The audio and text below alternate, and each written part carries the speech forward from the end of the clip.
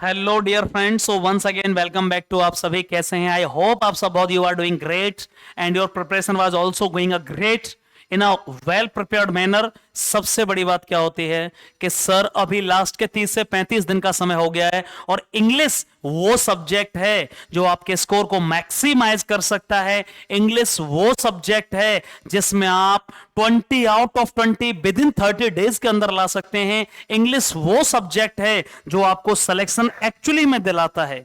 बाकी के सब्जेक्ट में हो सकता है मैं उतना स्कोर ना कर पाऊं, हो सकता है चीजें इतनी टफ आ जाएं कि फिजिक्स में मैं सॉल्व ही ना कर पाऊं, सेक्शनल कट ऑफ ही ना निकाल पाऊं, हो सकता है मैथ में स्कोर आ जाएगा, फिजिक्स में कम हो जाएगा, तो इंग्लिश में 20 नंबर में से 15 भी आ गए तो मेरा स्कोर पूरी तरीके से चेंज हो चुका होगा।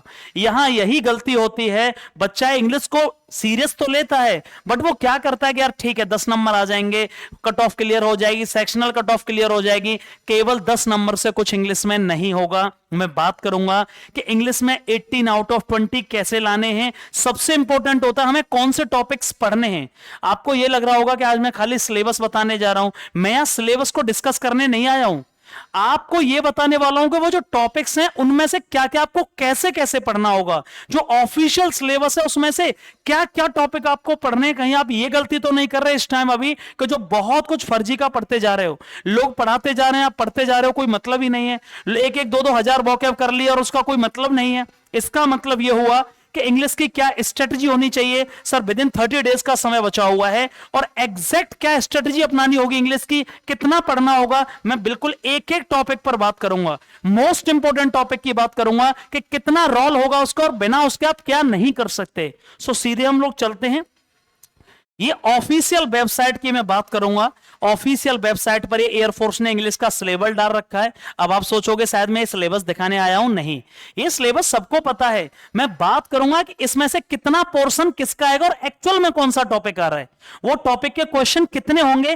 थोड़ा सा वीडियो प्लीज लेंदी हो सकता है, लंबा हो सकता है, इसको प्लीज आप स्किप मत करिएगा, पहले ध्यान से एक बार देख लीजिएगा। इंग्लिश वो सब्जेक्ट है प्यारे बच्चे जहां से आप अपने स्कोर, एक्चुअली में आप मुझसे पूछो ना तो एक्स और वाई में जो इंग्लिश जो जो सिलेक्शन दिलाता है वो इंग्लिश सब्जेक्ट ही है। बिना इंग्लिश के आप समझ लीजिए कि बहुत टफ है चीजों को करना। हर बार पिछले 8 साल से मैं पढ़ा रहा हूं, 20 में से कम आपको 10 नंबर इंग्लिश में लाने पड़ते हैं, तब जाके आपकी सेक्शनल कट ऑफ क्लियर होती है। ये आपको शायद पता हो, यदि आप पहली बार एग्जाम दे रहे हैं तो मैं आपको बता दूं कि 20 में से 10 नंबर जब आपके आएंगे तो आप पास माने जाओगे, और आपके 9 नंबर आए या कम आए आपके जो सेक्शनल कट ऑफ गई है तो आपको क्या हो जाएंगे, आप बाहर हो जाएंगे। ठीक है ना, पिछली बार 8.5 नंबर गए इंग्लिश की कट ऑफ, इसका मतलब आपको ये तो पास होने के लिए लाने पड़ेंगे, पर केवल बच्चा ये समझता है कि बस 10 नंबर आ गए, मेरी सेक्शनल कट ऑफ निकल गई और काम हो जाएगा। लेकिन काम कैसे होगा, आपके 10 नंबर इंग्लिश में आए, रागा में आपके 16 नंबर आए, ये हो गए 26, कट ऑफ जा रही है 37 पे, तो भैया स्कोर कहां से बढ़ पाएगा। स्कोर लाना पड़ेगा इंग्लिश में 15 प्लस, रागा में एटलीस्ट 22 और 25। आप 100% सुनिश्चित हो जाएंगे कि सर अब कोई दिक्कत नहीं है। उसके लिए क्या करना होगा, मैं यहां यही बात करने आया हूं। आज मेन चीज मैं जो यहां बात करने आया हूं वो क्या करने आया हूं कि सर इंग्लिश सबसे पहले इंपॉर्टेंट क्या है, नोट डाउन करना, एक एक चीज कॉपी पेन में लिख लो। ये जो बड़ी सी लिखी है से बिल्कुल मैं बांट देता हूं। सबसे पहले 3 से 4 क्वेश्चन पैसेज के होंगे। ये पैसेज को जो इग्नोर कर रहे हैं वो इंग्लिश में समझ लो बहुत बड़ी बेवकूफी कर रहे हैं। जो 18 से 20 का सपना देख रहे हैं वो आपका खत्म हो चुका है। पैसेज एक ऐसी चीज है, मैं आपको लगातार पैसेज करा रहा हूं। कल भी मैं आपको मैराथन क्लास में 15 पैसेज कराने वाला हूं जो कि बहुत मोस्ट इंपॉर्टेंट होने वाले हैं। कल की क्लास को प्लीज इग्नोर मत करना, 12 बजे से आपकी क्लास स्टार्ट होगी और जिसमें आपको पैसेज पढ़ाऊंगा। याद रखिएगा पैसेज में कम से कम 3 से 4 क्वेश्चन कवर होंगे और हो सकता है उन 3 से 4 क्वेश्चनों में जो पैसेज के 3 से 4 क्वेश्चन आएंगे उनमें एक क्वेश्चन आपका वोकैबुलरी से रिलेटेड भी हो सकता है। मतलब उसी पैसेज में से किसी एक वर्ड का आपको मीनिंग पूछा जा सकता है कि सर इसका मीनिंग बताइए। उसी पैसेज में से आपको किसी एक वर्ड का मीनिंग पूछा जा सकता है कि आप एक पैसेज बताइए, इसका शब्द दिया गया है और इस पैसेज में आया हुआ है और उसका आपको मीनिंग बताना है। याद रखिएगा, बिना प्रैक्टिस किए पैसेज को सॉल्व करना उतना आसान नहीं है। अब बच्चा क्या गलती कर रहा है, पिछले 6 महीने से इंग्लिश को पढ़ रहा है और उसने सबसे ज्यादा इंग्लिश में केवल ग्रामर को पढ़ता जा रहा है। ना तो उसने 10 पैसेज लगाए हैं जो कि 3 से 4 नंबर कवर कर रहे हैं, ना उसने वोकैबुलरी को देखा है जो कि कम से कम 4 नंबर कवर कर रही है। ये टोटल नंबर हो गए 8 नंबर ये निकल गए 20 में से, और आप सोच रहे हैं 12 नंबर रह गए और आपको लगता है कि 18 प्लस नंबर आ जाएंगे। वो कैसे पॉसिबल है भाई? आप खुद सोचिए ना, इस पर विचार तो करिए ना कि क्या चीज कैसे आप पढ़ रहे हैं। जब तक किसी चीज की कोई स्ट्रेटजी नहीं होगी तब तक आप एग्जाम नहीं निकाल पाओगे। तो सबसे जरूरी क्या होगा? पहले हो गया सर सबसे जरूरी पैसेज। रोजाना कम से कम 30 दिन में आपको 2 पैसेज करने ही हैं और उनका स्कोर चेक करना है। भाई आपको 20 मिनट का समय मिलता है, 20 मिनट आप देखेंगे पूरे पेपर को सॉल्व करने में। अलग से आपको इंग्लिश के लिए 20 मिनट दिए जाएंगे। सच बताओ, जब आप इंग्लिश का पेपर लगाते हैं पूरा पेपर 8 से 10 मिनट में सॉल्व हो जाता है कि नहीं? पैसेज को छोड़ दिया जाए तो पूरा पेपर 8 से 10 मिनट में सॉल्व हो जाता है, लेकिन लास्ट पैसेज बचता है, उसके लिए आपको पूरे 10 मिनट मिल रहे हैं। तो क्या 10 मिनट में कोई ऐसा पैसेज है जो सॉल्व ना हो? ये तो बहुत छोटा पैसेज आता है, बड़े से बड़ा पैसेज भी हो वो भी 10 मिनट में सॉल्व हो जाएगा। तो क्यों आप उस समय के महत्व को, उसको टाइम को यूटिलाइज क्यों नहीं कर रहे हैं? बहुत दुख की बात है कि एयरफोर्स के एग्जाम में भी इतनी ज्यादा केयरलेसनेस होती है बच्चे में कि पूरा पेपर 10 मिनट में करके पूरा सॉल्व हो गया, अब बैठा हुआ है इधर उधर देख रहा है, तुक्के मारने की सोच रहा है। कितने दुख की बात है। उसी समय को आप इस पैसेज को सॉल्व करने में बहुत अच्छे से यूटिलाइज कर सकते हो। सर ये बता दो, पैसेज को हमें पेपर में सबसे पहले करना है कि बाद में करना है? कभी भी पैसेज को पहले मत करना। ये मैं बहुत बड़ी बात बता रहा हूं, सबसे किसी ने शायद ये बात ना बताई हो, लेकिन मैं यहां कह देता हूं, कभी पैसेज को पहले सॉल्व मत करना। पहले पूरी ग्रामर सेक्शन को, उसके बाद वोकैबुलरी सेक्शन, पहले वोकैबुलरी सेक्शन को सॉल्व करना है, फिर ग्रामेटिकल सेक्शन को सॉल्व करना है, उसके बाद सबसे लास्ट में पैसेज करना है। जब आप ग्रामर और वोकैब को सॉल्व कर लो, उसके बाद कम से कम आपके पास 8 मिनट से 10 मिनट का समय बचा होगा, और उसके बाद आपको सुकून के साथ पूरा पढ़ने के बाद और आपको बिल्कुल आराम से पैसेज को सॉल्व करना होगा। इस बात को याद रख लीजिए। तो आज से क्या करना होगा? कम से कम सुबह शाम कम से कम 2 पैसेज लगाने हैं किसी भी टाइम, और रेगुलरली उनका एनालिसिस करना है कि मेरा गलती कहां हो रही है। रोजाना प्रोग्रेसिव स्टेट देखनी है कि सर पैसेज में मैं कितना कर पा रहा हूं, कितना इंक्रीमेंट हुआ है। और एक ऐसा पैसेज आता है एयरफोर्स का जहां आपको ऐसा कोई नहीं कह सकता कि पढ़ने के बाद सर मैं पढ़ूंगा तो मुझसे सॉल्व नहीं होगा। सबसे पहले you have to adopt a habit to read out the passage thoroughly. आपको पढ़ने की आदत डालनी होगी पैसेज को, यह बहुत ज्यादा जरूरी है। आप पैसेज को इग्नोर नहीं कर सकते। मैं रोजाना पैसेज करा रहा हूं, 3 से 4 नंबर, ये बहुत बड़ा रोल होगा। पहली बात। सेकंड बात मैं करता हूं अब ग्रामर की। ग्रामर में इंपॉर्टेंट क्या, इसने 2 चीजें बताई हैं, subject verb agreement, form of verbs आता है, सीक्वेंस ऑफ टेंस आता है, और यहां भी ग्रामर का दिया गया पोर्शन जो कि उन्होंने बोला है। मैं ये आगे बताऊंगा, पहले से सुन लीजिए। यहां आपको सबसे पहले फिल इन द ब्लैंक्स आएंगे या कोई भी चीज आएगी, सब्जेक्ट वर्ब कॉनकॉर्ड, मतलब सब्जेक्ट वर्ब एग्रीमेंट से क्वेश्चन आते हैं। सब्जेक्ट वर्ब एग्रीमेंट का मतलब हुआ कि वर्ब के टॉपिक से भी क्वेश्चन आने हैं। वो कंसेप्ट आपको पूरा क्लियर होना चाहिए, वो एक एक कंसेप्ट आपको क्लियर होना चाहिए। ग्रामर में से वो कौन से इंपॉर्टेंट टॉपिक है जहां से क्वेश्चन आने हैं आपको पता होना चाहिए। आर्टिकल से क्वेश्चन आना है, आर्टिकल को आप इग्नोर नहीं कर सकते, आपको पता होना चाहिए। फिक्स्ड प्रीपोजिशन से क्वेश्चन आने हैं, फिक्स्ड प्रीपोजिशन से क्वेश्चन आने हैं, वो आप इग्नोर नहीं कर सकते हो।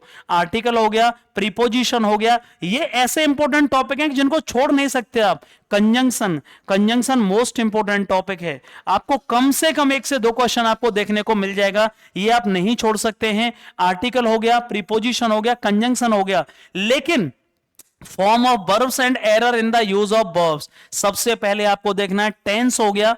टेंस में से क्वेश्चन किसी भी तरीके का बन सकता है, सीक्वेंस ऑफ टेंस आ सकता है, ट्रांसफॉर्मेशन ऑफ टेंस आ सकता है, स्पॉटिंग एरर आ सकती है, किस तरीके से टेंसेस का यूज करना है वो आ सकता है। तो आप टेंस को बिल्कुल भी इग्नोर मत करिएगा। एक बार आप पूरे टेंस के जितने भी बेसिक रूल हैं वो आपको पढ़ने पड़ेंगे, मतलब टेंस जो टॉपिक है वो आप इग्नोर नहीं कर सकते। मैं बहुत जल्दी इसको कवर करने वाला हूं स्पॉटिंग एरर के थ्रू, पूरे टॉपिक्स को पढ़ाने वाला हूं कि टेंस में कैसी एरर आती हैं। सेकंड जो बात है, आपका वर्ब का जो बेसिक कंसेप्ट है वो पूरा पढ़ना पड़ेगा। Sir form of verbs and error in the use of verbs, मतलब मॉडल वर्ब आपको पढ़नी पड़ेंगे। Shall, will, would, may, might, can, could, ये सारी आपको मॉडल वर्ब एक बार देखनी पड़ेंगी, जो कि मोस्ट इंपोर्टेंट है। 1 से 2 क्वेश्चन आपको कंफर्मेशन के साथ मिलेगा 100%। Subject verb agreement, singular subject के साथ सिंगुलर वर्ब, प्लूरल सब्जेक्ट के साथ प्लूरल वर्ब, आपको सब्जेक्ट वर्ब एग्रीमेंट, कॉनकॉर्ड मतलब होता है एग्रीमेंट। ये पूरा जो सब्जेक्ट वर्ब का आपस में एग्रीमेंट है, कौन से सब्जेक्ट के साथ कौन सी वर्ब आएगी, इसके बिल्कुल बेसिक रूल सारे जान लेने हैं। बिल्कुल बेसिक रूल है ये, ऐसा कोई रूल नहीं आता कि वो सीजीएल लेवल का हो, ऐसा सीजीएल लेवल का हो, बैंक पीओ लेवल का हो, ऐसा बिल्कुल हो ही नहीं सकता। अब सबसे इंपॉर्टेंट बात आती है कि सर ग्रामर में कौन कौन से टॉपिक ऐसे हैं जिन पर क्वेश्चन आएंगे। आपको नाउन में से, आपको प्रोनाउन में से और आपको एडजेक्टिव में से, ये 3 टॉपिक मैं ऐसे बता रहा हूं, प्लीज आप इनको कर लो। कम से कम आपको 3 क्वेश्चन 100% मिलने वाले हैं। नाउन, प्रोनाउन, एडजेक्टिव, यहां से 3 मिलने वाले हैं। आर्टिकल, प्रीपोजिशन, कंजंक्शन, यहां से कम बता रहा हूं 3 क्वेश्चन मिलने वाले हैं। आर्टिकल, प्रीपोजिशन, कंजंक्शन, यहां से 3 क्वेश्चन मिलने वाले हैं। नाउन, प्रोनाउन, एडजेक्टिव 100% को रोक नहीं सकता, 3 क्वेश्चन मिलने वाले हैं। और बाकी का आप कर लीजिए वर्ब और दूसरा कर लीजिए आप टेंस। बाकी का आप कर लीजिए वर्ब और दूसरा कर लीजिए टेंस। यहां से आपको 3 क्वेश्चन मिल जाएंगे इजीली 3 क्वेश्चन मिल जाएंगे। सर वर्ब हो गया, यूजेस ऑफ वर्ब हो गया, सब्जेक्ट वर्ब जो एग्रीमेंट है उसी से रिलेटेड है, और टेंस हो गया। टेंस कैसे यूज करने हैं, टेंस की स्पॉटिंग एरर आ सकती है, टेंस का sequence of tense, transformation of tense आ सकता है, ये 100% आएगा। मतलब टोटल क्वेश्चन कितने हो गए, यहां से नाउन, प्रोनाउन, एडजेक्टिव से आपका 2 नंबर से 3 नंबर कवर हो गया। ये पूरा 2 नंबर कंफर्मेशन के साथ आपका कवर हो गया। क्लियर? उसके बाद हम चलते हैं आर्टिकल, प्रीपोजिशन, कंजंक्शन, यहां से 3 नंबर आपके 100% कवर हो गए। Article, preposition, conjunction. उसके बाद में बात करूं तो यहां से टेंस और वर्ब से, और यहां से आपके 2 नंबर कवर हो गए 100%। 2 नंबर ये कवर हो गए टेंस और वर्ब से। ये मैं दूसरा जो पार्ट है पूरा बता चुका हूं ग्रामर का, कि कंजंक्शन पढ़ना है। मॉडल बहुत इंपॉर्टेंट है, मॉडल कंजंक्शन आपको पढ़ना होगा। प्लीज आप कंजंक्शन को इग्नोर मत करना। एडवर्ब पढ़ने की कोई जरूरत नहीं है। एडजेक्टिव हो गया, नाउन एंड प्रोनाउन, इन दोनों टॉपिकों को पढ़ना है। और प्रीपोजिशन और आर्टिकल ये मैंने पहले ही बता दिए हैं। प्रीपोजिशन और आर्टिकल ये मैंने पहले ही बता दिए। डिटरमाइनर्स का दूसरा नाम आर्टिकल होता है। प्रीपोजिशन, आर्टिकल कम से कम 2 नंबर, प्रीपोजिशन और आर्टिकल कम से कम 2 number, noun, pronoun and adjective कम से कम 2 नंबर, और सर कंजंक्शन में से और मॉडल में से कम 1 और 2 नंबर, कम से कम 2 नंबर आपके पूरे कवर होंगे।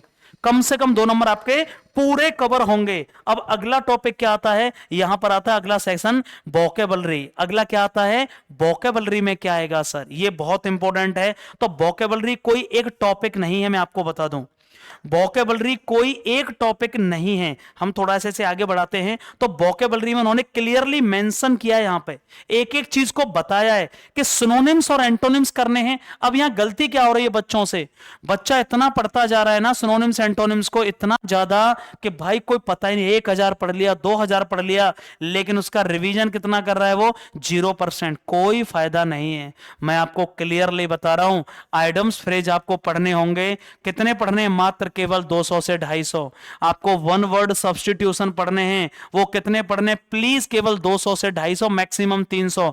आपको सिनोनिम्स और एंटोनिम्स मिला के कितने पढ़ने, केवल 500 पढ़ने हैं। बिल्कुल बहुत अच्छे अच्छे पढ़ने होंगे। और एक वर्ड आपको आएगा मिस स्पेल्ड या करेक्टली स्पेलिंग टेस्ट आएगा, या तो मिस स्पेल्ड आएगा और या करेक्टली स्पेल्ड आएगा। ये आपका वर्ड कितने आपकी वोकैब याद है उसी में से आ जाएगा।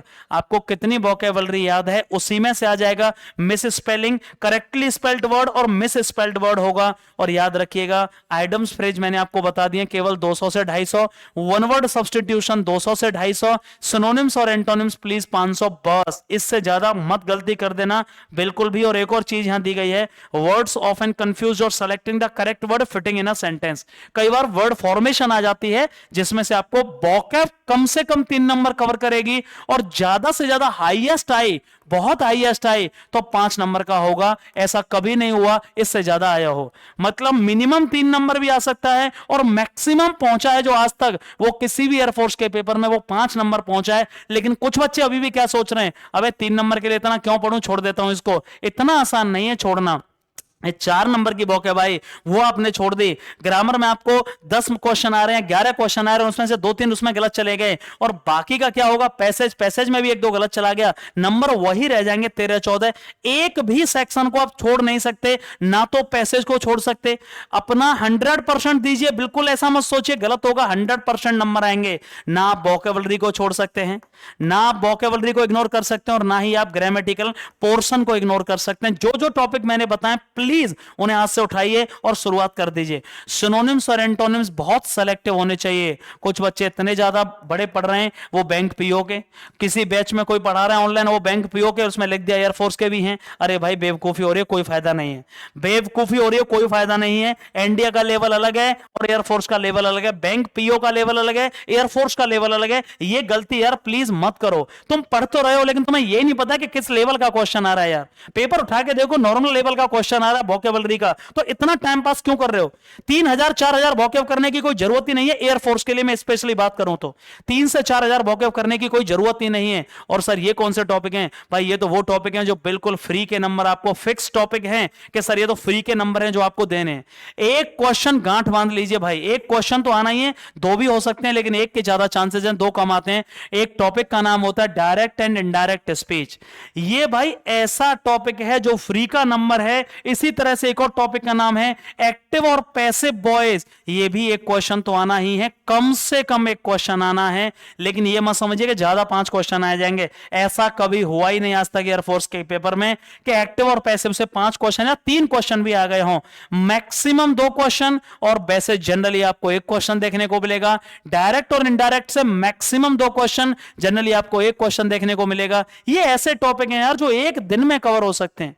बेसिक रूल आते हैं, बेसिक क्वेश्चन आते हैं, इसलिए प्लीज ऐसा मत सोचिएगा कि यार ये बहुत टफ क्वेश्चन आएगा। पूरा किसी भी किताब से, किसी भी टॉपिक से, किसी भी टीचर से इन्हें पूरा खत्म कर दीजिए फटाफट से प्रैक्टिस के साथ में।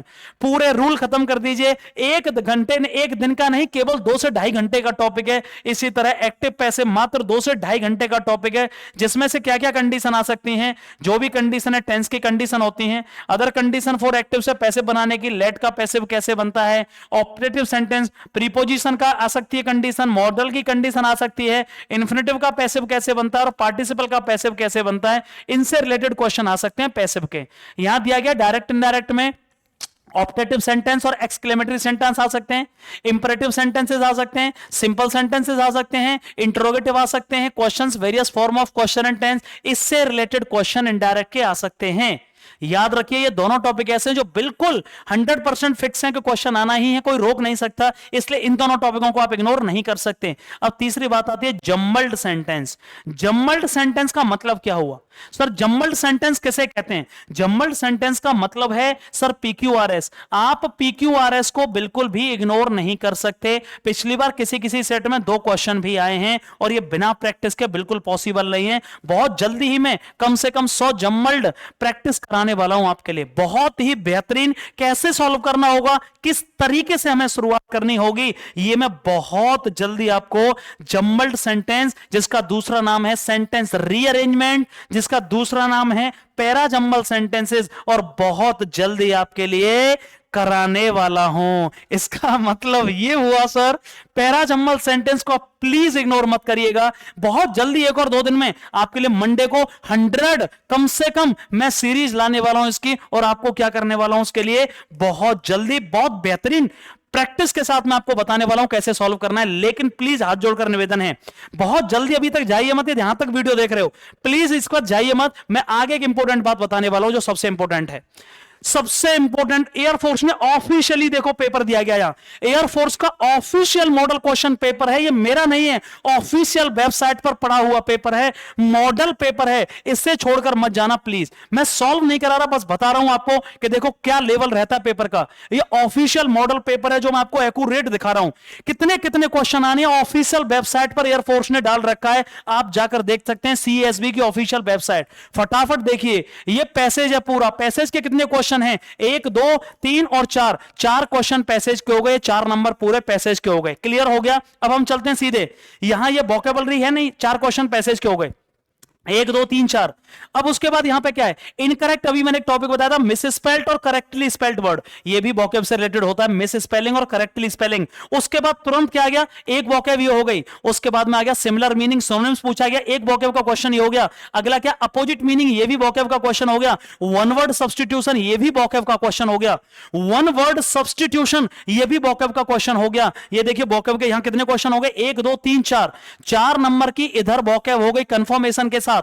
अब नौवां क्वेश्चन यहां क्या दिया गया है, पीक्यूआरएस। एक क्वेश्चन हो गया पीक्यूआरएस का, एक क्वेश्चन उन्होंने डाल दिया पीक्यूआरएस का एक्यूरेट। उसके बाद यहां कहोगे वर्ब से क्वेश्चन आ गया, देखिएगा ये वर्ब का क्वेश्चन हो गया, मतलब ग्रामर पोर्शन से बता रहा हूं मैं कितने आ रहे हैं। एक क्वेश्चन यहां हो गया ग्रामर का, ये वर्ब का क्वेश्चन है।